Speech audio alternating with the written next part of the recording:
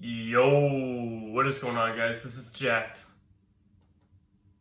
YGO here today. Today we're coming at you with my first place box tournament DDD deck profile for August 2022. So I think it's the last day of July. Or no, it's the second last day of July. But anyways, so yeah, I got first place last night at a box tournament. A bit more of a casual setting, like we all know each other, right? But there's about 14 of us, I believe.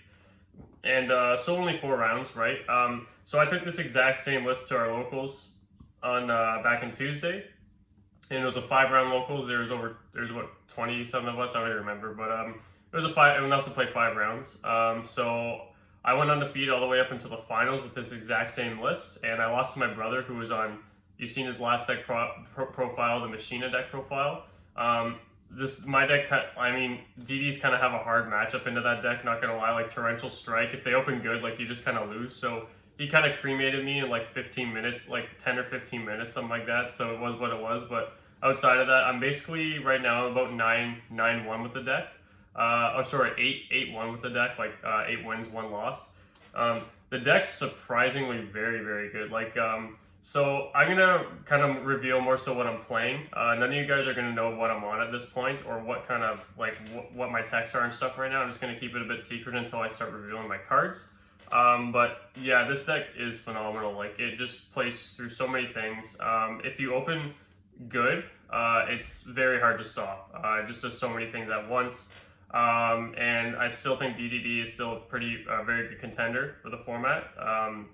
However, the weird thing is that Power of the Elements, I think everyone knows, is coming out. I think it's legal next week, Wednesday or Thursday, or Friday, I don't even know. But so yeah, you're going to be able to do like 1 more local settings before Power of the Elements, depends on what your locals is going to be doing. I think we get one extra local before Power of the Elements is legal. So this deck list is a little bit up in the air currently. And I think moving forward, kind of like when Virtual World had like a tier 0 status, or tier 0.5, tier 1 to tier 0 status. I was also on Virtual World for quite some time to get into higher qualified events. So what I'm probably going to do is pick up tier elements, because I think tier elements moving forward is actually a pretty cool deck. I think the mechanic's really cool and it's splashable. So I'll be picking that up just as another deck to play to like kind of fall back on, but DDDs will still be it'll be somewhere in the list, right? It's hard to say how other like Splite and stuff's going to contend in this meta. It's definitely going to be Splite tier elements, but kind of meta. But it's going to be a different. It'll be more diverse because our format's a bit different than the OCG.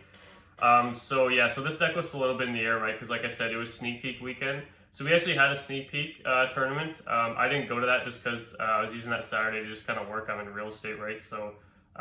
Especially with like, you know, I'm sure a lot of you guys are aware the real estate market has been shifting quite a bit, so it's not really super easy right now, and like it's just you just gotta work a lot right now, so if you want to generate more leads. But anyways, that's like a whole nother story. So yeah, I took some time out of my day to go 6 p.m.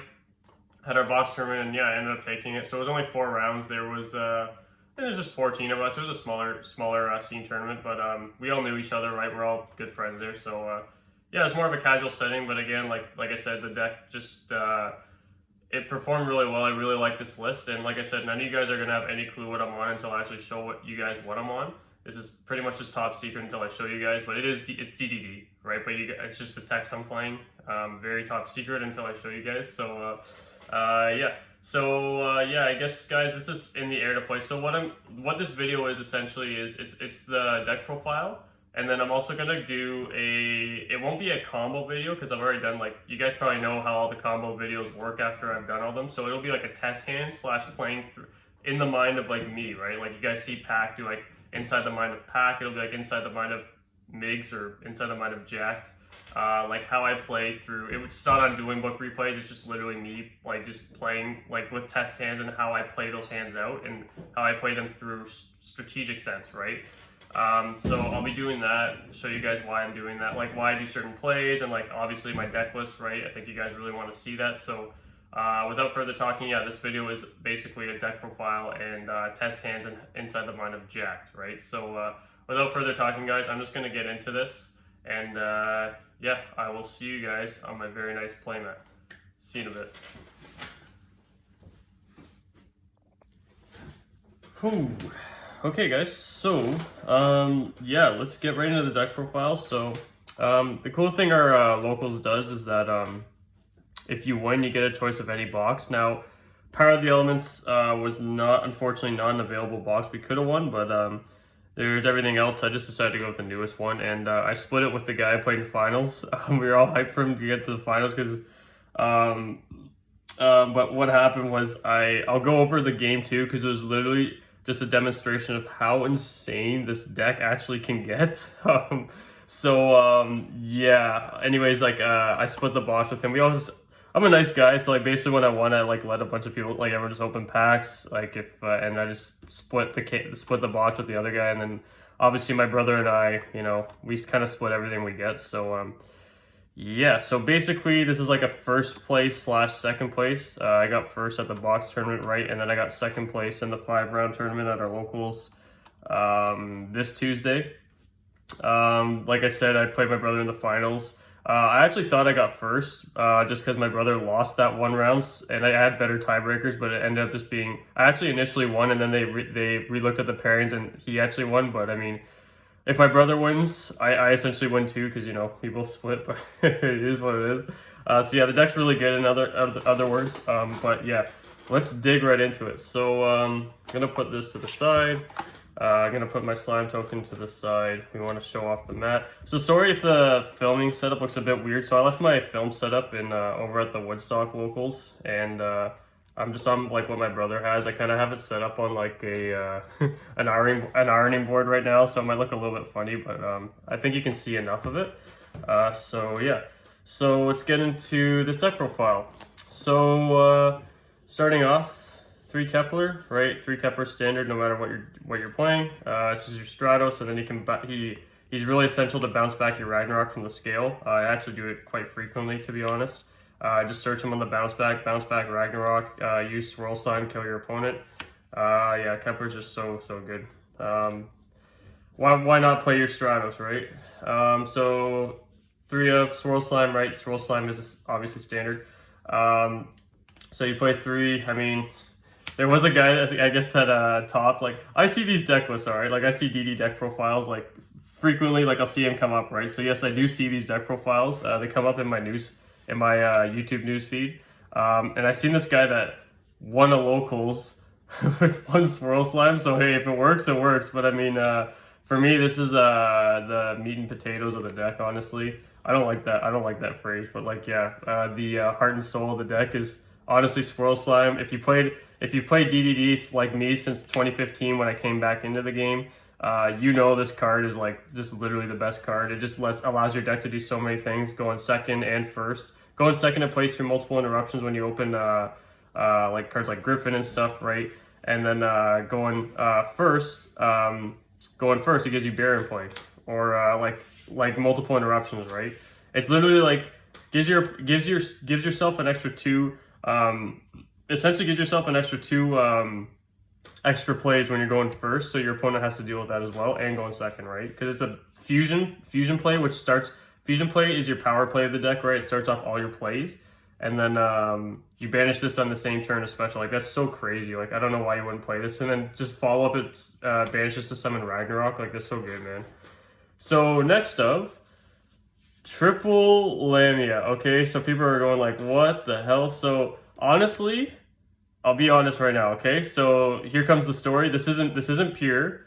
This isn't hybrid. It's actually synchro, okay? So I found out a way to play synchro very effectively this format, okay? And you probably know what I'm already playing at that point, but I'm going to get further into it because you don't know the rest of my deck list. So DD Lamia is standard in the synchro, okay? I wanted to hold it off until I actually showed off the list. But yes, this is synchro DDD. And the way I'm finding synchro DDs playing right now is, I've been playing pure for a bit, right? Pure's obviously gotten a bit stale. It's pretty much the same thing over and over again. It's very figured out. There's nothing much we can do at this point until the next format comes in where we have to kind of side out for play around, tier elements and, POTE format, POTE format. So we have to get ready for POTE format. But anyways, right now I'm finding synchro is much more resilient because of the what pack. Like, what I'm playing in this already, right? If I'm playing synchro, it's very resilient and it doesn't before you would need like, you wouldn't play any hand traps. You would just need to find as many combo pieces as you could.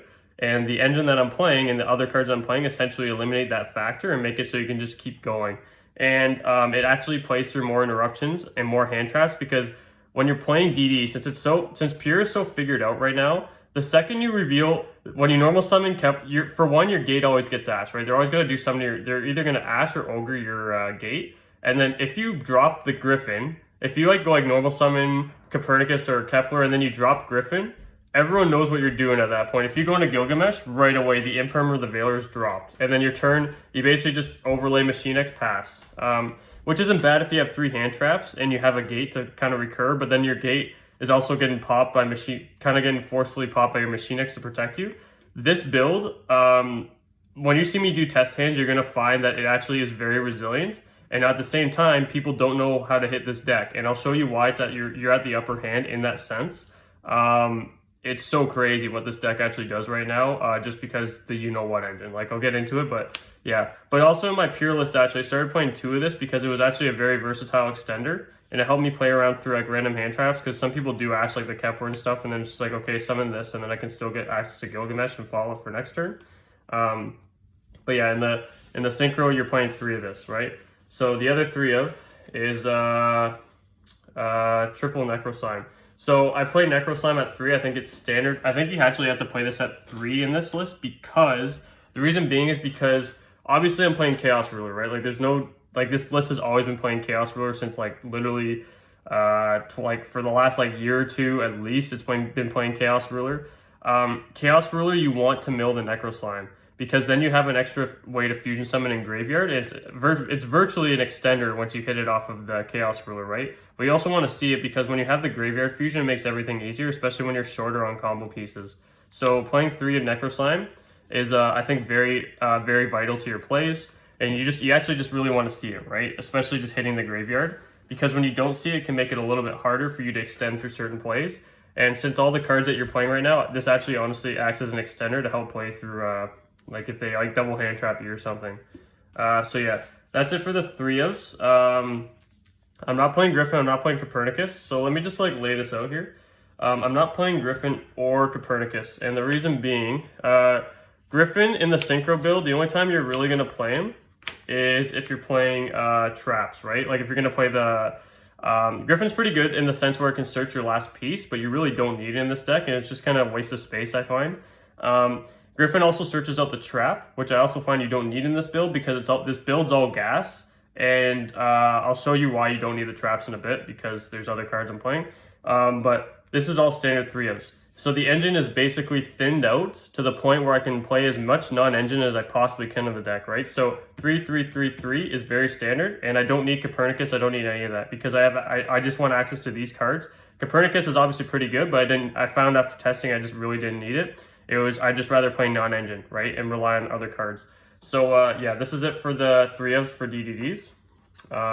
Yeah, you're thinning out the engine to the point where to make it competitive, guys, you need to thin out your engine as much as possible, as much as like virtually possible, to the point where it's still effective and has the consistency there, but it also but you want to thin it out enough to the point where it's like, okay, now I have this much space for literally hand traps, right? So, or other cards that are going to help me out playing through hand traps, right? So, last for the DDs, Ragnarok and Ghost. So I still play Ghosts. The reason why you play Ghost is because if you open it too, it fuels your grave, and it's actually really good to open because you can still end on a crazy board.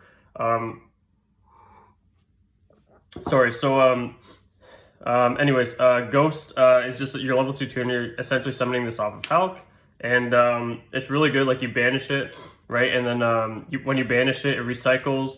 Not once per turn, and then when it hits grave, not once per turn, it just foolishes another card. It's really good for just refueling your fodder, and it gives you really, really good crackback. Like when you banish this off of like a fusion or a Chaos Ruler, it gives you a whole follow-up play. It gives you your Necro Slime back or your Swirl Slime, which is really crazy. And then Ragnarok is your extender. So essentially, what you want to do is if you have combo, you want to grab Ragnarok, and then he allows you to play Nib through Nib, because then you go like. You get nibbed at your choke point, you summon Lamia back, and then you trigger Ragnarok by sending like a gate or your extra piece, whatever. It's usually gate, right? and then you'll go Ragnarok triggers to summon back like a Siegfried. Or sorry, summon back the level 6. Then you make Hulk, summon this. You make Siegfried with Hulk, and then pass. So it's essentially two forms of interruption. Yeah. Or sorry, you summon Baron, or you do it like there's like a few different things you can do, right? But essentially you'll just summon the level 8 back, summon this, make Baron, and just pass. And then you have follow up for next turn because Baron can revive a card from your grave, and you just go from there. So yeah, Ragnarok's just really good going second because you just banish special. You banish special from your hand, and then it just kills your opponent essentially, and then you just keep link climbing. I think everyone knows how good Ragnarok is. It's good in every single build. Like, you play it in everything, right? So yeah. Okay, so moving on here. Yeah, we're playing the you-know-what engine, right? The Punk engine. Like, that's not a surprise. Obviously, it's not a surprise I'm playing this. So this deck, this engine makes this deck playable. So I wanted to try out the Punk engine because I knew it was just so good. And then, like, I just wanted to try it out somehow, right? Like, I just wanted to find out a way to just, how can I play, like, a different form of DDs, like, while being able to fit in this. But, like, hybrid doesn't work, right? If you play that, so there's like a build that I seen got top 8 at a box tournament. Like, I was like, it's being shared everywhere. Like, I don't really know why. Like, I'm gonna be straight up honest. Like, I didn't really think it was that great. It basically just had like the only card it had for this engine was like Hulk, right? Because you're already playing Baron.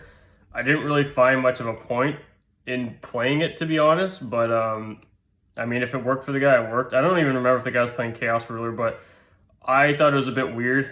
So I was like, okay, like, a top 8 at a box tournament, like, that can literally mean anything. Like, I don't know. If it's at a case tournament, it's a bit different because I know the States has some pretty big case tournaments sometimes. But for a box tournament, I don't know. Like, we only had 14 at ours, right? I mean, like, and like, I won mine. It was like, okay, like, it was like, it's just like whatever, right? I'm just basically like using that as a reference to be like, okay, yeah, this deck does play, right? Like, it's not like, it's not like first place YCS kind of level deck, but like, it's, it's a good enough deck to actually give you some results, right? So, but regardless, guys, like, this engine's crazy. Like, this engine is literally what makes this deck so you can play minimal card count. So it allows you to play your minimal deck count. So I'm only playing a count of 15 or 14 DD monsters because these cards really help in the sense where you don't need to open so much engine. You basically this engine basically foolishes and grabs you enough cards to the point where you do the combo and then you have a full DD combo afterwards. It's literally ridiculous. And then the DD cards give you an absurd follow-up. Like, they give you like an endless follow-up. And then Gate just searches you on top of that. So this engine literally makes this deck viable. And it allows you to play more non-engine because even though you're playing 6 cards to help fulfill the engine, you're playing more non-engine because you don't need all those extra consistency cards you didn't need in the past, right? So this engine is ridiculous. It is literally the winning factor. And I'll tell you a little story about this after I reveal the rest of my deck. How this card won me the game 2 in the last game of the finals against Eldritch Synchro, which is what I played in the finals, Synchro Eldritch. Going on to the hand traps. So yes, we're actually playing hand traps in Synchro DD now. So big shocker, because you have to. Honestly, you have to. So Ash, Nib, and only 9, right? Gamma and the driver. So you can up this count. You could up this count a little bit if you wanted to. I do have a card that helps with the consistency that you can also cut to play more hand traps. So there's essentially 12 spots to be able to play 12 hand traps in this deck, which 12 and a 40 card, 12 and a 40. This is a 41 card deck. I couldn't shrink it anymore. But if you played, actually you can do 11 cards. You can do 11 cards. So if you played 11 in a 41 card deck, I believe your chances go to about 40 to open 2. But honestly, I found I was opening 2 enough, and it also made it so I had enough room to consistently play. If I clog too many hand traps that I don't see my... If I clocked like 3 hand traps, it's kind of hard to play sometimes. But I found 9 was like the perfect ratio, and I can grab all these off of Chaos Ruler, except for Ash. But Ash is also a tuner that I can use. So these all they all work with the deck in terms of synergy. And these are lights, so you can use for Chaos Ruler, right? And Gamma, oh my god, Gamma is the best hand trap in this deck, no problem. So I'll go over it after why Gamma is insane, but the amount of starters you have in this deck that force out an Ash, or especially since this is why the deck has the advantage, right? So you're playing DDs, right? You're playing cards like Gate and stuff. If you have Gate and Gamma, it's literally an FDK if they have Ash. So they're gonna always Ash they don't think you're on Gamma when you play DDs, right? So you activate Gate, they don't know what you're on, they Ash it, you Gamma, free Chaos Ruler, it's literally just game. It literally just is game, because once Chaos Ruler hits board and you mill 5 cards and then Gate resolves and you grab a card, it's so hard to lose at that point. It's just so crazy how good this card is, because you gotta think, you're only playing 9 hand traps, but you're at the advantage in a sense where, especially if you're going first and you can bait with all these cards going second with Gamma, or going first with Gamma, it's just so good, right? So yeah, Gamma was the MVP in every single tournament. So yeah. The only thing is, at my locals, people know what variants I'm always playing. They know my decks, right? So they'll know if I actually was able to resolve the Gamma like 3 times in the last like off a card effect, like 3 times off of out of those 9 games, out of those 9 matches, because people know what I'm on, right? They know what I'm doing. They won't ask the Gate. They'll wait for it, right? They know how to play it. But I'm saying, like, if you go to another event or something, you go to somewhere where people aren't super familiar with the deck, or they think you're on Pure, this will do like so much for you. It's not even funny. Yeah, it'll do like put more work in for your deck than like most others will, because it baits out Ashes all the time. Like I said, when people see a Gate, they're gonna Ash it or Ogre it, like without hesitation. You drop this, if they don't have a response to it, you literally just win. So yeah, and Ash is just crazy, and you also use Ash to summon. It's a tuner, right? It works really well with the deck. So that's actually not it for the monsters. I'm playing one more. I mean, no surprise, I'm playing Scythe. The reason why I play Scythe, I know not a lot of people like Scythe. I mean, it is what it is. I think it's a ridiculous card too. But when you can, Scythe lock someone and then summon a Baron off of this, it's just way too free. Get a second negate with Baron, it's just way too free. But the reason why you play Scythe is because if you get hand trapped multiple times and your engine isn't supplying you enough, you can literally you can very easily in this deck just go Dag to Hulk, which is typically if they hand trap you 2 or 3 times and you can only make Dag to Hulk, it's usually enough to just win the game, because you're bounce back, because you get a Baron.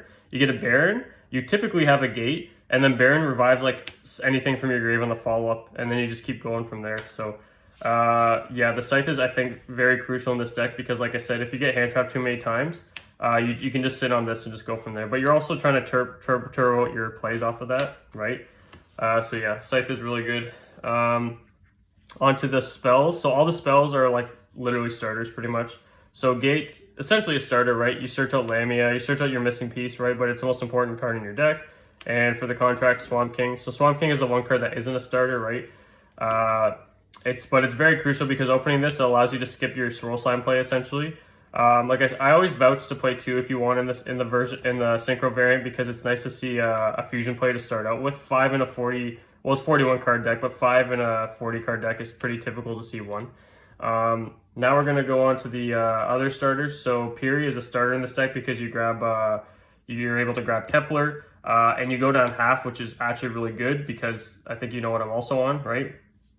Last starter, Etelli. I don't even have to explain. Like, this card, Etelli makes this deck insane. So when you open, so these two don't conflict, because you can just activate Etelli in the standby phase, and then you can just go Piri. So if they stop your Xiamen, then you just go for your, because the whole package like baits out so many things. Then you can just go Piri map, and then you can just go like a DD combo from there, right? So there's so many times where I'd have like a full DD combo and just this, and I'll just start out with this, do the whole Etelli package for the Hulk Baron, and just continue my plays from there. And the crazy thing is that you get through so much of your deck when you're doing this, that you literally have all your pieces plus extenders after you've done like a Hulk Baron play. It's crazy how good this card is in this deck, and it does so much for the deck. It's crazy. So yeah, again, baits out Ash, baits out a Droll. If they're on Droll, some people actually main Droll right now. If they Droll you, game 2 is, I always keep Gamma in every single game. Because if they Droll me after a Piri map, they think they're safe, and I just go Gamma. It actually happened once, and I literally just won because of it. And for consistency cards, 1-for-1, and double desires. So again, the cards that bait out, so the amount of cards that bait out a Gamma is Gate. Piri map essentially baits out the Droll. E-Telly based out. Some people are still ashing an E-Telly, so again, that's a gamma factor. And then Desires is usually always getting hit with an ash. Again, gamma. If you don't banish the driver, it's a gamma. 1-for-1 is always gets ashed. The reason being is because you're a -2, so they'll ash it, and then I just go like gamma. So that also happened too. So the droll happened where I was able to resolve gamma. The 1-for-1 happened where I was able to resolve gamma, and the other time was gate, right? So gate is a no-brainer, right? I never had someone try to ash a Desires for those 9. I don't know why. I guess they never had it, but I also didn't see Desires too often. But Desires is nice. So like I'm saying, if you want to play more hand traps, you can actually cut the 2 Desires and play Veilers, because it's a light hand trap. If you want to, it's 41 cards. That way you honestly have about a 40% chance, just over, I think. I think it's 41% chance to see 2, which is completely fine. Yeah, if you want to do that, but I find it works perfectly. And with Desires, you can essentially just do your whole combo. If you already have a combo, you can do your whole combo, then Desires draws you into hand traps essentially, or follow-up. Yeah, so if you're looking at the deck right now, the amount of starters you play, I think this is it. So the reason why the deck works so well, oh, this is a starter too, actually. Z, and I don't know if you could consider Foxy Tune a starter. It kind of essentially is if you're able to tribute summon for, you have a way to tribute summon Deer Note, but I guess this is essentially a starter, so I don't know. We're just going to put that out because it's essentially a starter. So the amount of stars you have in the deck is Gate, Piri Map, Kepler, these guys, E-Telly, and 1-for-1. These are all starter cards. That's why the deck is really good. So if you see 3, 6, 9, 12, it does 13. 14. It's essentially 14 to 15 starter cards if you consider this. It's 15. But yeah, that's why the deck actually fares really well, is because it has 14 to 15 starter cards. So when you have access to all those cards, when you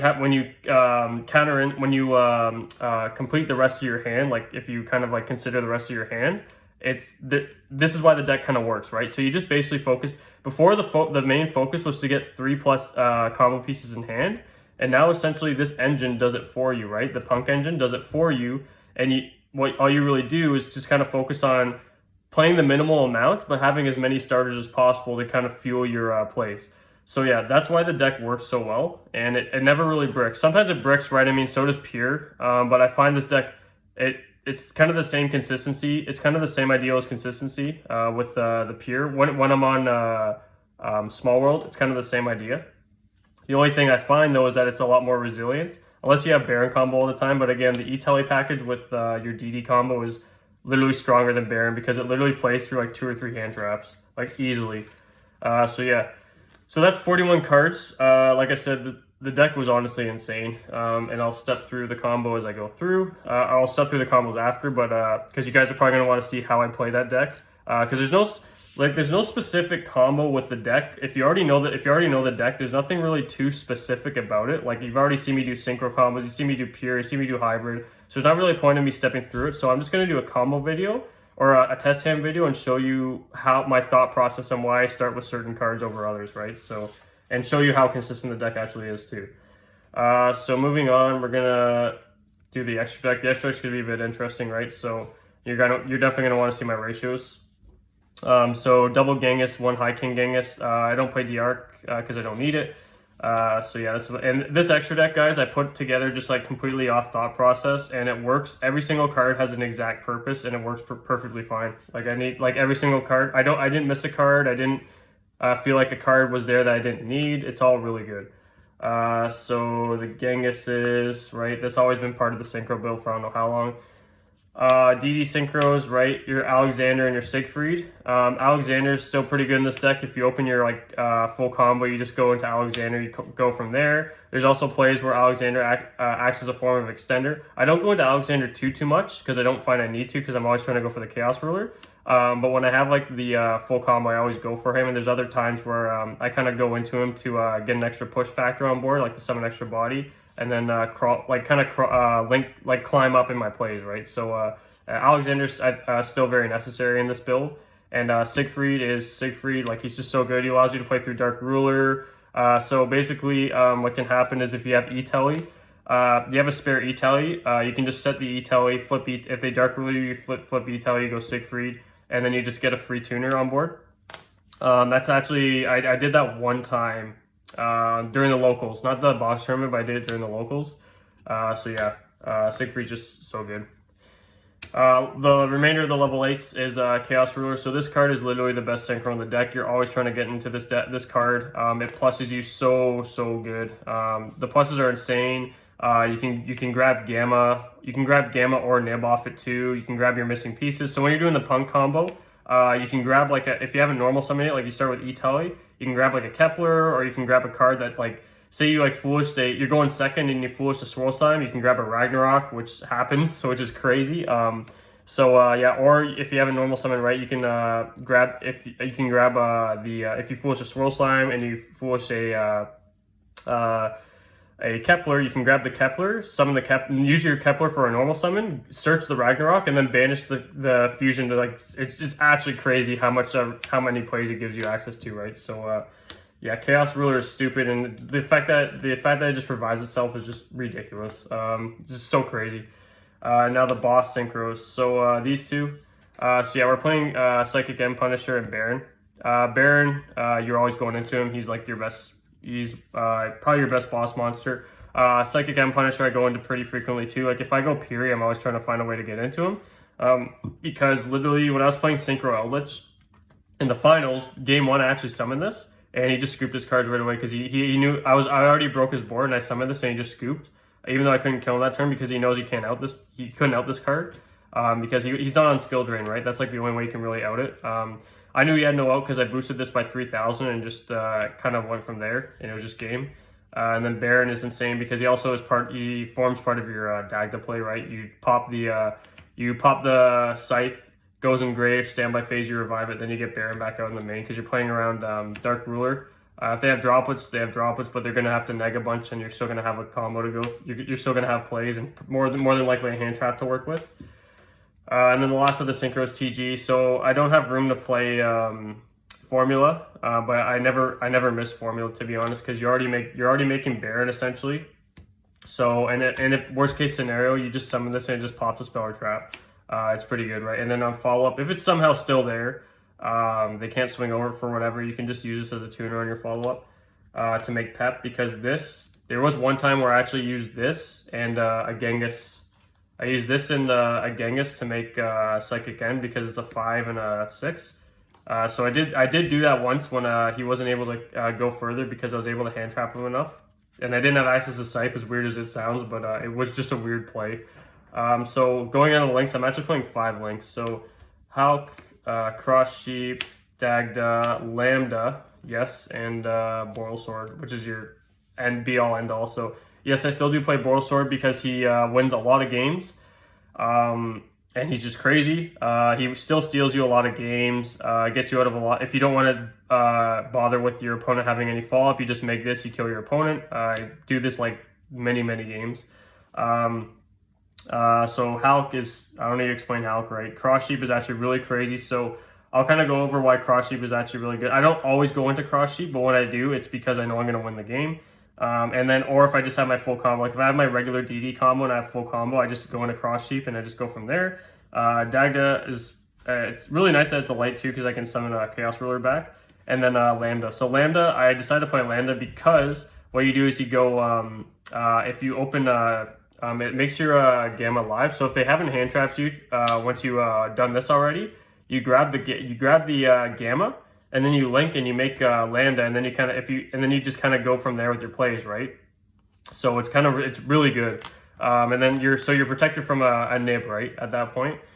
Because if they did like an Ash or something, they may have already used it. So then you're protected from the second hand trap, which is essentially nib. So Lambda, Lambda is just a really safekeeping card. I went into this quite a bit. I think 4 out of the 9 matches, I was summoning Lambda to do that, to protect myself. It doesn't always come up, right? But when it does, it helps, because the main issue the Synchro DD deck initially had was playing around nib and stuff like that, and this engine essentially does it for you, and you can just have enough card resources to be able to go into Lambda effectively and have a Gamma to safekeep you, right? And then if Gamma comes out, then it's literally a level 6 and a level 2. Like, it's just crazy.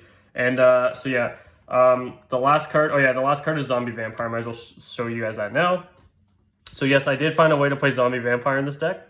Zombie Vampire is insane. Like, I think you need to play this card if you're playing the Punk engine, because it's literally just a free mill 4 special a card, and it doesn't negate the card it summons. So basically, you special summon. It's crazy. You can mill a Kepler, special Kepler, and just get Kepler off of that. That's why you really benefit. Like, you can open one combo piece in your starting hand, but if you resolve the Punk engine, it's literally full combo. It's literally Baron Hulk, and then you have full DD combo, because you get so much of your engine to the grave, and then this also can summon cards like Kepler and stuff. It's so ridiculous. So let me go over what happened. It was actually absurd. So I'm gonna go over what happened in. So I'll go over before I get into the side deck, guys. I'll go over what happened the final game. So I 2-0'd the Synchro Eldritch. What happened was I opened. So I'm gonna show you guys what I opened. Okay. So this is just a proof how crazy the Punk engine is, okay? So I opened, I thought I was like, okay, this is good, but I need a draw, right? So my opening was, you know what, actually, let me get into my side deck real quick, because I had side cards in it, okay? So, yeah, so I'm going to scoop these cards up real quick. I'll just put these to the side, and then I'll kind of explain to you guys how that panned out for me, okay? So going to the side, do I want to start now? I'll just start like from where this is. I don't know how this is organized, but whatever. So triple Dark Ruler. Dark Ruler, I think it's going to be really good. I might start main decking this. I'm not too familiar. I am familiar with Sprite and tier elements, but not to the point where I'm ready to really like effectively like know where to hit the deck and their choke points, right? I'll just kind of figure that out as it goes and people start playing it. And I'm going to start playing tier elements a little bit too. So I find when you do play a deck yourself, then you know exactly where, like, how the deck pans out, and even like people's hand movements, the way they're playing cards, you can tell like where they're at, body language, right? So, and that's why in real life Yu-Gi-Oh is a little bit better than, you know, remote. Don't really want to go back to remote. I haven't played remote in a while. Triple Cyclone. So yeah, that's the other thing too. Actually, you could main Cyclone over the Desires if you wanted to. I like Desires because it's a consistency factor.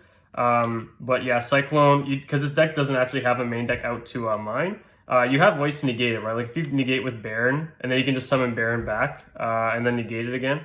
That works too, right? Because Siegfried can't stop the mine, because it'll get negated till the standby phase, and then standby phase comes around, you just literally are under mine, you have no out to it.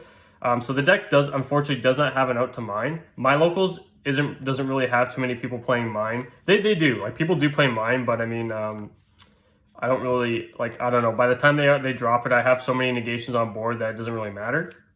Because Baron effectively handles it. I can get Baron out a second time. What am I saying? Because Baron, I can only use Baron once in a turn, because essentially the only time you're going to use it a second time is because you're shuffling it back, and then you're summoning it back with synchro summoning it, right? So yeah, but usually Baron is enough to just deal with it, but yeah, if you don't want to deal with Mystic Mind, just put Cosmic Cyclone in. I kind of just talking way too much, but yeah, anyways, if I would maybe recommend playing Cyclone, because it is a good main deck card right now, deals with Scythe. Last for the spell and traps is anti-spell. This card's insane. I would highly recommend playing this. It shuts out Dark Ruler. You can chain this. You can also, if you have Siegfried, you just hold this, and then if they do have Ruler or something, you just flip and then chain Siegfried, and then they're literally just in a tough position. So yeah, and it also helps you play around droplets, right? So if you have Siegfried, you just hold this until they commit to using something crazy. So yeah, like the droplets or Dark Ruler, because they're typically not going to dip a trap card off of droplets, right? Typically, depends if you know what matchup you're on, especially if you use Zombie Vampire. That's a good thing about Zombie Vampire too, is that you can know what your matchup you're on for certain instances like that. But you're not going to have anti-spell in your first game anyway, so. Anyways, moving on, triple Droll and then triple Retaliating C. So, yeah, Droll is mandatory, but this could be literally imperms. But the reason why I play this, because there's a lot of decks that do die to this at my locals, and I want to kind of play it. So there is quite a few Drytron at my locals. Now, the other thing, too, is you could say this works against Adventure, but Adventure, I think, can just bounce us back. But you could... they can just bounce it back with Draco back, I believe, but, well, yeah, they can, but the thing is, too, like, there's cards like E-Telly, What other deck am I thinking about? If you activate this on an E-Tele, it's literally just like pass turn for them. Drytron, this is really good against, what other decks? Like there's a lot of random rogue decks that this is good against. Marincess, you can put this in against Marincess, right? There's 2 Marincess players at my locals. Stuff like that, right? So I just decided to play it, try it out. It was actually, oh, and there's also branded, right? So I tried this against branded, but the thing is they when they send, they banish their like merc and stuff so they can search.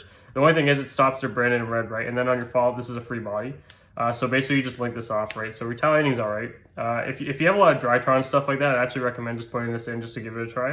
At an actual event though, like I said, I don't really think it does much against the, I don't bother siding it against the adventure package because Draco back, it just bounces it, but it at least forces them to bounce something with Draco back. Then you can just use it later on in your turn, right? If they have a card that summons, a spell effect that summons, right? So yeah, okay, so that's it for the deck. That was a lot of talking, I'm gonna tell you guys how this worked. Okay, so this is game 2 in the finals. I 2-0'd, like I said, and what happened was against Synchro DD or Synchro Eldritch, I actually lost the die roll too, so I went second both games. So basically, this is my opening. Okay, so the only DD cards I had. Okay, so I was going second. So my draw, I'll put my draw to the side here. Here's my draw. These are the only 2 DD cards I had. Okay.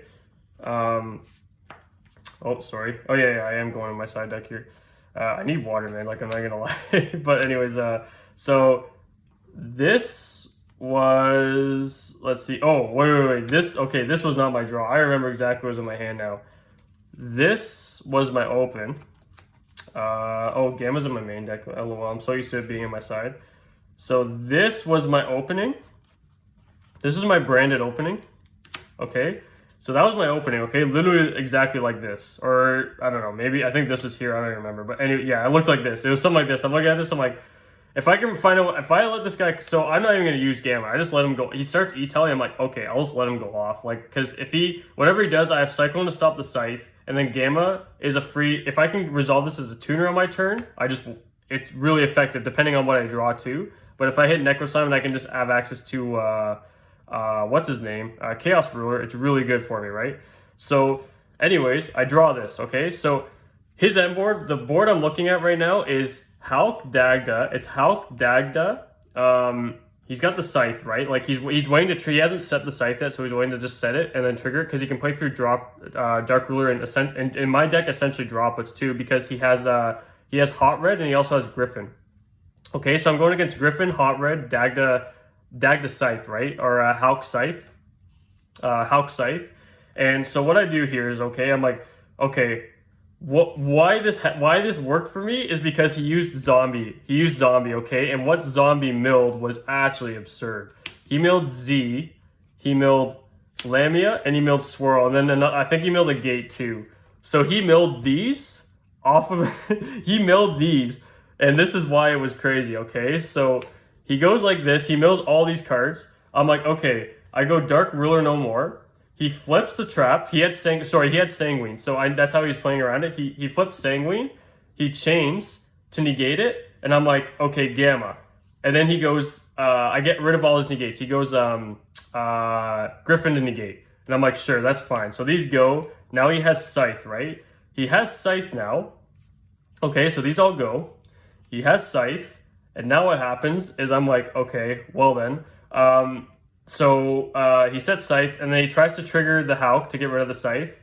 I normal summon the Necro. He tries to go Scythe. I go Cyclone. He gets rid of it. He has no more interruptions. What I do is, I don't know, I got a body out. I think I got Lammy out or something. I don't know what I did, which one I summoned. Oh yeah, I used Lammy to get rid of this. Summon this. And then I had this. I made Cross Sheep. Okay, so I made Cross Sheep. Like, this is just insane. I made Cross Sheep. Was able to fusion summon, and then I revived back Z. Z-Omen effect, this is just stupid. Like, it was literally like this. Z-Omen effect, added me the Foxy Tune, I pitched the other Cyclone, and I literally just went from there. And my end board turned out to be this, okay? And I killed him that same turn. This was my end board, okay? Just from that. This is telling you how crazy this freaking, this engine is. So the fact that Cross Sheep is able to revive that was actually insane. So literally Cross Sheep, I was like, okay, I can just revive Z-Omen because he milled it. Cross Sheep revived this, and then I get the effect. It was so stupid because Cross Sheep doesn't negate the effect of the card. So this is my M board, okay? It was crazy. I popped 2 of his cards. I banished one with Psychic End and popped 2 of his cards. Or I popped 1 of his cards with Baron. So yeah, it was this, and Pep. That was my M board. That was my board, and I killed him. It was literally crazy. That's just from being able to revive Xiamen because he foolished it. So how crazy is that? And that just kind of tells you why this engine does so much for this deck. This is literally what I ended on and just killed him. It was just ridiculous. So yeah, guys, enough of that talking. That was, like I said, the fact that you can just revive this off Cross Sheep is just literally the stupidest thing ever. But yeah, I just won the game from after that. It was just a quick 2-0. Anyways, guys, I'll get into the combos, or the test hand combo, and yeah, I'm gonna go get some water because I've just talked way too much, and my brain's kind of tired. So yeah, I'm gonna get some water, but I'll see you in the combo test hands. See you in a bit. Okay, guys, so let's get into the combo test hands video. So yeah, my apologies if I kind of gibberished about stuff that maybe didn't make sense. I don't know. Honestly, I had a huge nosebleed before this, which I haven't had in a long time. But yeah, I think it was because of the shift in the weather all of a sudden. I don't know, but I didn't drink any water after that, so kind of tiring. But anyways, got through it. Probably should have taken a break, taken water, but is what it is. So what this is going to be a combo test hand. So I'm not going to do a thorough combo because you guys know, if you guys see my past videos or you haven't, go check them out. They're on my channel. I've done I've done synchro combos from way before. I've done demonstrate how to do those. I've done the pure, and I've also done hybrid. So there's really no point of me actually walking you guys through a combo video. The best way to showcase this deck is to show you guys through a test hands video. So I'm gonna walk you through test hands. It's gonna be, and then I'm gonna show you my thought process, which I have done these before, right? I'm gonna show you my thought process behind why I'm doing certain things first, and how I'm gonna play things out safely, right? The safest way I can go. So I shuffled my deck. I reorganized my deck before, riffled it before I went to go get water. So let's see what's on top of my deck here. Hepler, okay, Scythe, Swirl Slime. Well, let's see what I draw. Actually, this is pretty good, if just dependent on what I get here. Okay, so Necro Slime. Okay, this is pretty good then. So this hand's actually really good. 1, I already have access to Scythe. And 2, I have Gamma in my hand. Why is this good? And because I don't have gate, well, it's good for a certain sense, okay? So how am I going to play this out, okay? So I really need a tuner, okay? The one thing I really need is a tuner.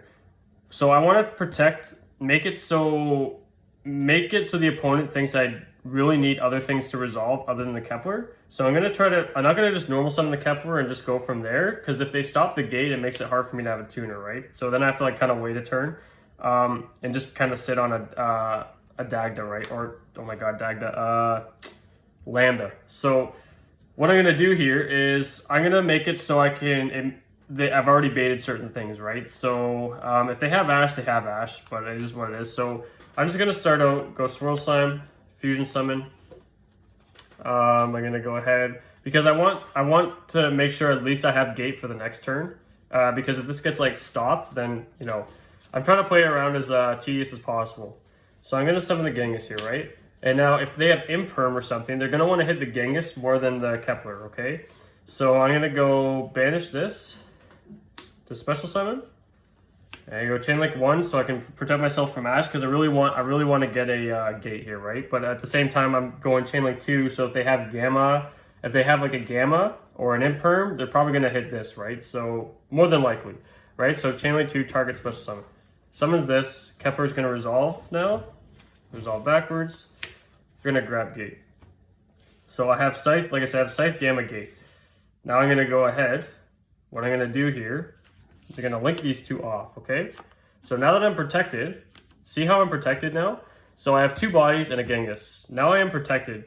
The reason being is because now that I have this, I've gone this far, I'm able to protect the Kepler as much as possible. Now I can make sure this resolves, essentially, and just go like this. Link 2, Lambda. Now I have access to Lambda, which is really nice, okay? So now gate's protected, so I can go gate effect, search. If they want to touch the gate, I have Gamma. I make the Chaos Ruler, it's literally just game. Now I go like this, search the lambda, or the lamia, oh my god, lambda, lamia, that's weird. So I'm gonna normal summon this, right, normal summon the lamia. I'm gonna link these, or synchro these two off. I am going to go for the Alexander, and I'm gonna go Necroslime effect, diffusion. Like how good is this? Like it's literally protected. Like they can nib you. I mean, if they had Ash, you'd have to use this, but if you resolve this, then it makes it really hard because now you have Chaos Ruler in more plays. So I'm gonna go ahead, fusion summon. It's gonna trigger Alexander to target special summon, right? Now you're gonna have access to the Lamia. Okay, I'm gonna go like these, like this. Hulk. Oh my god. Oh, sorry, yes, I do want to go for Hulk, lol. Yes, I'm going for Hulk here, right? So I'm not synchro summoning, I'm actually going for Hulk. So Hulk will use the effect because the summon off the card is going to chain the Genghis, right? So, where is it? Here it is. So I'm going to summon Ghost. This will now trigger Genghis. So the summon of Ghost is now triggering Genghis. Target special summon the Alexander. Okay, so Alexander comes out. Now what I'm going to do is I'm going to synchro these two. We'll summon the Baron. Ghost effects, because now I'll have more fuel for next turn. Send another Lamia, because I'm going to have to use Lamia to make level 8. Send a Lamia.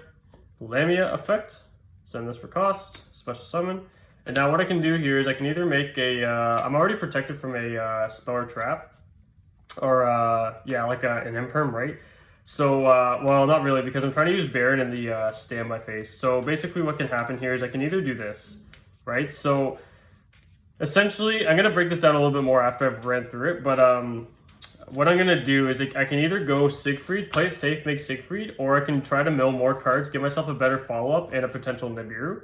So what I can do here is I can either do this, call it quits, and just go, hey, I'm going to just summon Siegfried, because now you're protected from a monster and a spell, and then this is trying to pop the Scythe, right? So basically what I can do is I can either go Siegfried, or I can go Chaos Ruler, and Chaos Ruler can give me a bunch of mills, right? So if I were to do Chaos Ruler, for example, okay, these are terrible, but I get Nib too, right? So if they want to play around it, that's fine. I have Gamma and Nib. These mills should have been better, so I could have at least had a Graveyard Fusion, but yeah, that's something I can do, or I can just make Siegfried. So if I make this, I get Nib in my hand. I can set the Scythe, pass turn, right? They go draw, stand my main, whatever. I can essentially pop this on my turn, right, and use Baron, but it's my only form of negation. Now, if I did use, because I can get it back, right? But like I said, I can also end on the Siegfried, right, because it's spell and trap, and then I'm protected from Imperm and you know what, right? So, but outside of that, I have 2 forms of interruption. So honestly, going for this is probably the better route, and this gives you better follow-up because you can summon it back. You can banish the you can banish this on your bounce back because of this, and then this gives you a fusion play on your follow-up, right? So rewinding that, right? Okay, so that's probably what I would have done. Just go Chaos Ruler and just set this, use Baron effect to pop this, and then standby phase, Baron summons us back. If they stop it, that's okay. I have Gamma Nib. They need an Imperm to stop it anyways. So Imperm's the one card, or if they have Droplets. Droplets or Imperm is the only thing they can stop that with, or Chalice, if they're playing Chalice, which would be interesting. But now I can just go like Hulk, summon it back, right? You know what I mean? But I'm also protected with 2 hand traps, right? And then I have follow-up because this gives you insane follow-up. So you're protected, and you have you're protected through 2 hand traps. This protects you initially, right? So let's kind of rewind like where that went, right? Because I think I did a thorough enough conversation of why that happened. But the reason why I went into Lambda, guys, right? So the reason why I went into Lambda, right? So what did I have out on my board, right? So I had this, and I linked. So as you've seen, I chain blocked the Kepler, right? So I chain blocked the Kepler when this was in the grave, right? So I chain blocked the Kepler to grab the this. So I was safe from Ash. I was playing around Ash the whole time, right? So doing that plays around Ash the whole time. Special summoning this and being able to chain block it plays around the Ash. And then since this comes back, I can link these 2 off, right? Or, oh my god. Link these 2 off into Lambda, which now is, again, protecting me from the Ash Blossom. This searches the tuner I need. And then since I already have Necroslime engraved, I can just go ahead and summon this, right? Like I said earlier, I can summon the, okay, everything's like kind of a mess, but you see where I'm going. I summon this, and now I can just do the normal Necro Sign to summon the level 8, right? It just summons this triggers Alexander, summon this, and you have nothing else yet, right? But then I don't even bother making the Siegfried here because doing this essentially does the same thing because these hit Graveyard. Now I can make the Hulk. Hulk summons level 2, so this makes it Baron, right? And you're protected the whole time. You have Gamma to protect you, and this protects you from Imperm. So your Imperm Gamma protect, your Imperm monster effect protected. And the other thing, so that comes out, and then that triggers that to summon this, and then you get more fuel in grave because when this hits grave, you have a Lamia in grave, or you already have a Lamia in grave before you use the Lamia effect. So I don't use the Lamia right away because I want this hit in the grave to send the second copy, so I have one for follow-up, right? So you send that, you make Baron, right? And then, yeah. So I already explained all this, but I just kind of want to rewind to make sure you guys got a glimpse of that. And then the reason why I made the Chaos Ruler over the Siegfried, I know Siegfried's more protection, but Chaos Ruler gives me a chance to at least mill the Nib and more follow-up. So the more follow-up I get, and if I get Nib, I basically just win because Nib Gamma is just so good. If they have Dark Ruler, it doesn't really matter because if they have Dark Ruler, it doesn't really matter because I'm popping it in standby phase. So they're trying to play around the... they basically have to stop. They basically have to do it for 3, and then... Sorry, they basically have to ditch 3 for droplets, and then I have Nib to protect me after that, right? So, yeah, really good. So that's the first test hand, guys. That's without the Punk Engine, by the way. So that's why you play Gamma, because Lambda effectively protects you, right? So that's your full combo if you open Gamma. I guess that's a way to put it. If you have your full combo, like your full original combo where you do the cross sheet play, and you have Gamma, you literally just do that, right? And then if you need access to the Scythe, you can just make Dagda instead of the Chaos Ruler. That works too, right? Yeah. Or you could also just make the Chaos Ruler and then just... because you want to make Chaos Ruler and then you just make Dagda after that, right? So, yeah. So let's go on to the second test hand, guys. That's essentially what I just showed you was literally full combo, like a full DD, the old full DD combo, but if you had Gamma. So that literally effectively protects you from any hand trap, which is kind of the main struggle this deck had previously, but yeah. So let's get into number 2. I'm probably going to do 3 of these. I want to make sure I kind of get the Punk Engine on the next one, so yeah. I'll see you in a bit. Okay, guys, so yeah, let's shuffle it up. Maybe I'll get the Punk Engine, maybe I won't, maybe I'll brick. If I brick, I'm just going to mulligan. There's no point of showing you guys a brick. If I can't play it out, I'm not going to bother showing you guys. Like, a brick is a brick at the end of the day, but honestly, this deck doesn't really brick too often. Yeah, it does brick, obviously, like sometimes, like, but so does Pure, so does, like, every deck bricks, unless you're playing Splite, I guess, or Sprite. I don't like the name Sprite, to be honest, but... Yeah, I need some water after all that explanation, but... Yeah, so again, that was basically what I just showed you was literally just full combo plus the, if you had Gamma. So I guess that was actually a combo I could have showcased you guys, like as its own combo, but I mean, yeah, that just like tells you the, it's a few card combo, but I mean, it tells you like you can protect yourself now, right? Just because, yeah, you could always kind of do that, but yeah. So, okay, let's see what I get here. Shuffle up. 5 cards. Let's just do it like this. I tend to draw better when I shuffle up. Oh, that's FTK. 4, 5. Again, it's really good. Like, I really don't have to go over this. Again, 2 cards to bait out. You're gonna start off with Gate to bait out with the Gamma. If they have Ash, they're gonna hit it with Ash like 99.9% of the time, and then you have Gamma that resolves you win. So yeah, let me just reshuffle because I literally basically just showed off that combo. Basically, it was basically full combo but with Gamma, right? So it would literally be the exact same thing as last time. You'd just be finding a way to make Dagda over the. You just find your own way to make Dagda, right? So yeah. Moving on. I kind of want to get access to E-Telly here. Access to E-Telly if I can. So yeah, we'll see if I can do that. Sorry. This is how we draw good in test hands, I guess. Ouch. Okay. Okay, so prime example, no hand traps, right? But crazy. Okay, so this is just crazy. You're gonna start off, right? So standby main. How am I gonna start this off? It really depends. I'm not gonna bother going standby E-Telly. I'm just gonna, if If this was a Piri map, I would obviously go standby E-Tele, because obviously I have to start my main phase with Piri, right? So Deer Note's kind of a bad draw, but it doesn't matter. It saves my, basically it makes it so if Xiamen gets stopped, actually, you know what? So yeah, since if they do something to Xiamen, basically all I do is I just summon the Deer Note, right? So the reason why this is good too is because if Gate gets stopped, I still have access to Swirl Lamia, and Lamia can send the Gate as cost special, and then I can just get Deer Note out and go from there. And then on my way, I can Foolish Barrel a Necro Slime and go from there. So yeah, let's kind of play this out. So how am I going to start this out?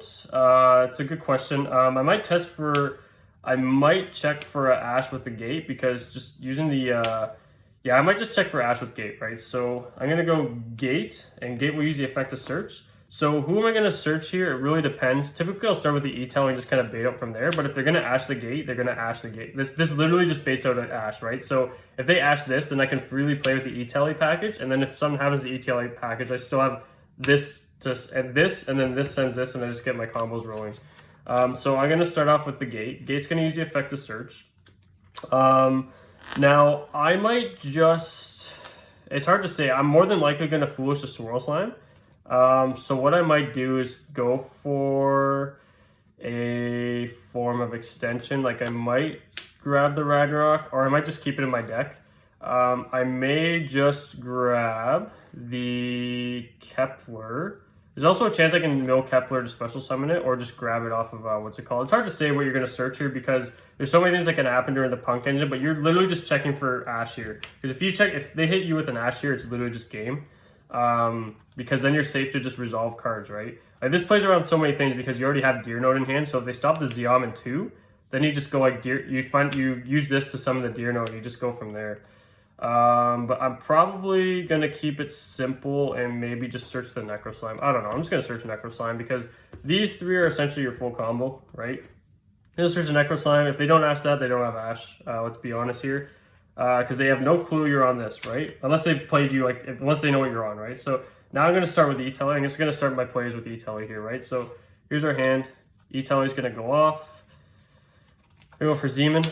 Zeman, right? Going to pay 6. I am going to go ahead and add, obviously, because I have Deer Note in hand, but I think it's always good to just thin out your deck and just add these cards, because these two work essentially in hand. Now you're going to go Deer Note effects, right? You don't need the Foxy, right? You're going to reveal Foxy, send it. You're going to special Deer Note. Now you're going to shuffle up, right? And like I said, the reason why it's crazy is because this already puts, so you already try to bait out. You're already baiting out with this, right? And then you go for this, which is crazy because this is like so much advantage, right? This alone on its own is just way too much advantage.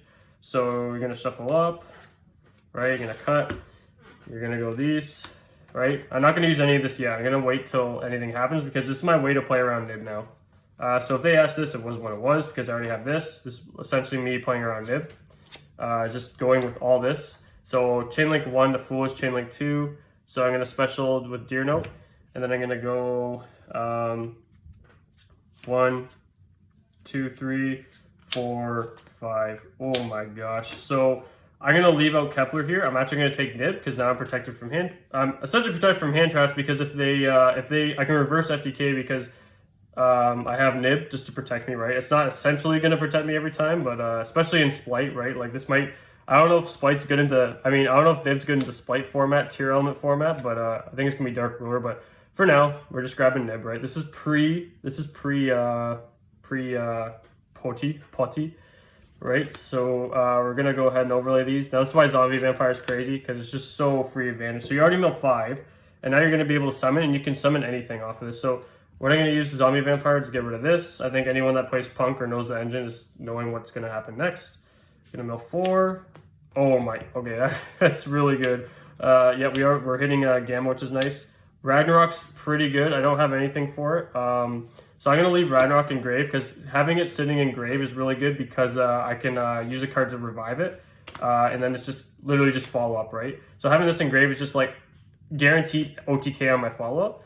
But keep in mind, oh, sorry, that's why I added Necro Slime because sometimes you can mill 9 and not even see a way to, what's it called? This can just grab me the fusion spell if I summoned it.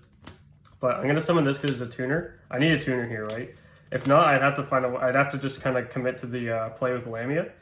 So I'm gonna summon Gamma. I'm gonna go ahead, use these two, right? I'm gonna go Hulk. Hulk's gonna use the effect, summon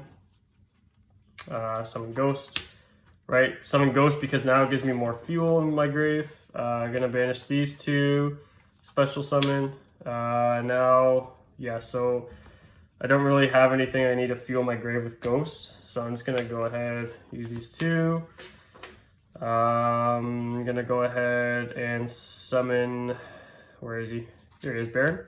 So again, it's a free, so literally this engine is a free Hulk Baron. I already checked for Ash with the gates in that sense. And then my graveyard, like, there's not a lot of stuff in my graveyard, right? But at the same time, I was able to grab a nib, or I was able to grab this, which gave me like an essential Necrosign if I didn't search it out yet. But now it's just an extender. So if they nib me, if they nib me at all, this also gives me just full combo. So this effectively plays around like Ash nib, which is kind of just crazy, right? So if they like Ash this and nib me during that combo, I'm still looking good because I instead of adding this, if this got Ash, right, this wouldn't be here. I would just grab this, and then this grabs me the fusion spell, and I just go from there. So it literally plays around everything. It's kind of crazy, but so yeah, now I just put nib away. I'm gonna play out this hand to show you guys like the true potential here. So I already have Dagged in my graveyard, which is just actually stupid. I can just revive it now. Now I'm just gonna do my typical play. I'm gonna fusion summon. Gonna go for Genghis. Gonna go banish, special summon.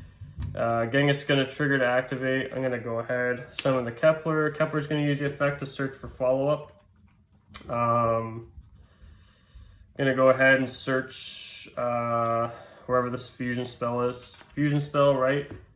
Just in case. Now what I can do is, so the fact that I don't even have to do too much, honestly, because there's nothing else I can really summon that's going to be super effective. But I can just go like this, summon Alexander, I can go ahead, Necroslime effect, fusion summon, right? I'm going to go ahead, summon this, Alexander's going to trigger, special summon this, use Lamia and this, special summon this, that's going to trigger Genghis, target special summon. Now we're going to do this, Ghost. Now we're going to use Ghost, Kepler, and the High King Genghis.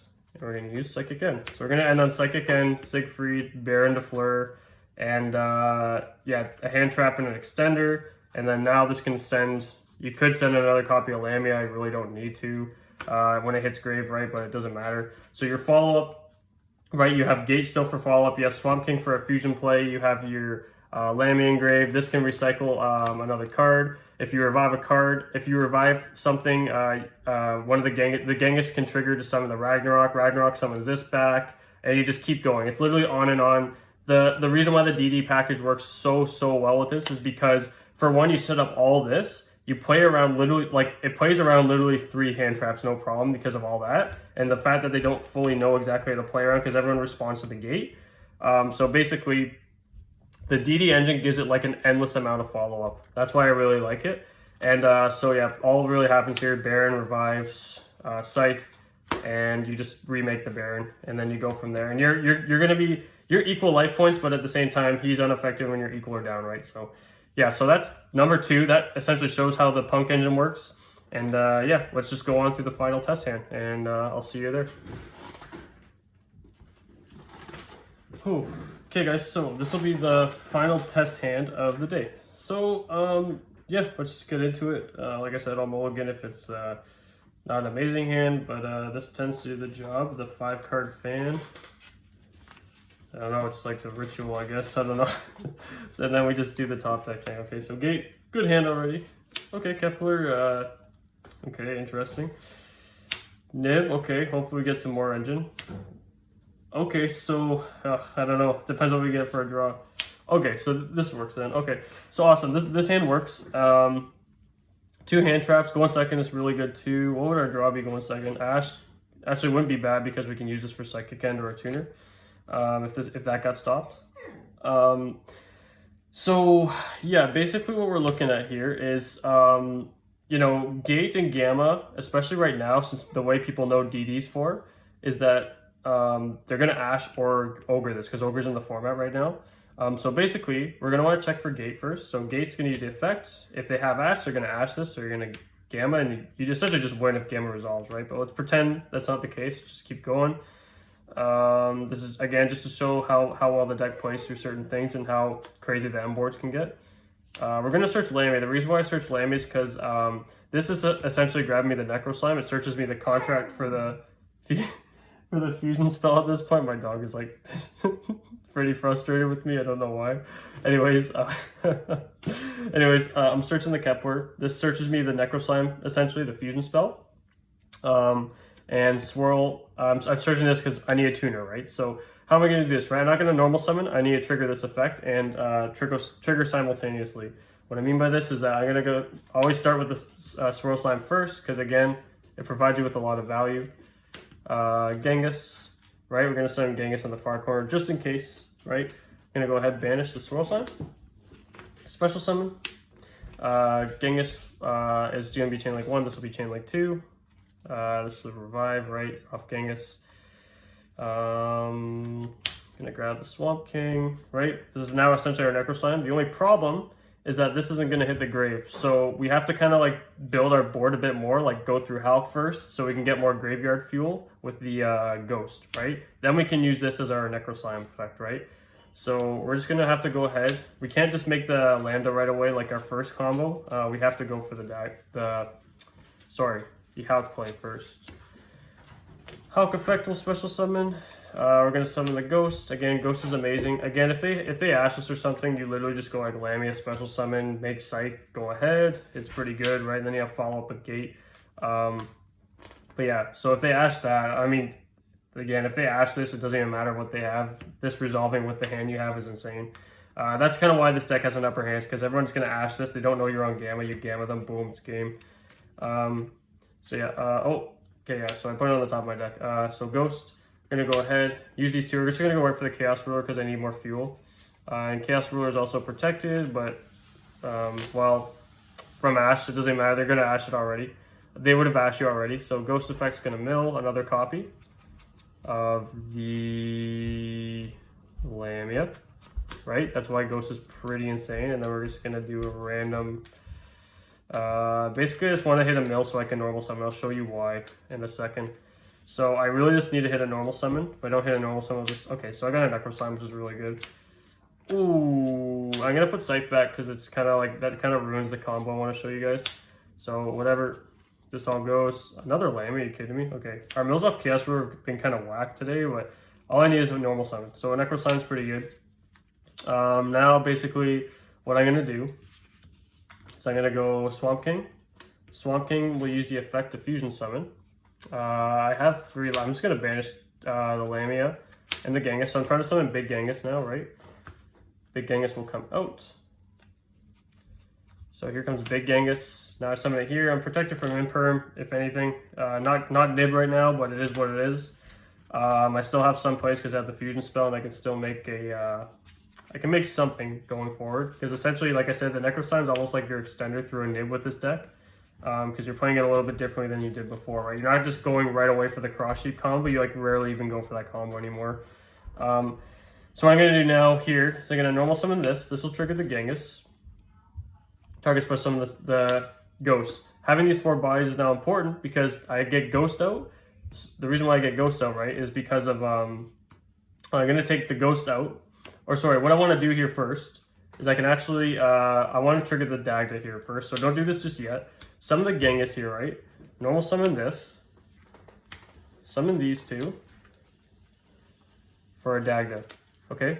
So now what you're going to do is you're going to go, now you're going to use Lamia because you want to trigger Dagda, so you can get it on your turn, right? So this now triggers Genghis, which also triggers Dagda. So Dagda's going to resolve first, so let's just set the Scythe. We're going to set Scythe. Scythe is going to get set. It's going to trigger target special summon. Now we're going to special summon the Ghost. Okay. So these 2 now are going to use to make Baron. Effective Ghost can also Foolish. You haven't used a Necro Slime yet, but you're not going to need to. But I'm gonna send another Lamia, I guess. I don't know what I'm gonna send on it. It doesn't matter because they're already engraved for next turn. But yeah, I'm probably just gonna send a Lamia. Oh, I already burned through all of them, so I'll just thin my deck. I'm just thinning my deck at this point. So Ghost is just insane in that sense. And now, what I can do is I can provide even more output for next turn because Chaos Ruler can come back now. So I'm gonna summon Chaos Ruler, I'm gonna banish this, and I'm gonna banish... Actually, I'm gonna... Yeah, this is free fuel. I can just banish a free card because of... now I still have my full follow-up. So this comes back, and now effective Ghost recycles this world. So now for follow-up, I'll get over my follow-up in a second. So this gets banished. You don't have this for follow-up, but it's okay. Who's the light? Oh, I didn't banish the light. I think I'm missing a light here. Uh-oh, this combo might be a little bit butchered if I don't have a light. Okay, so you know what? For this, since our mills were terrible, let's just give ourselves a bit of a break and say we milled a Foxy Tune, okay? Let's just say we milled Foxy Tune, okay? So I need to banish a light and a dark, right? So the Ghost and the Foxy Tune summons this, right? That puts back the Swirl Slime.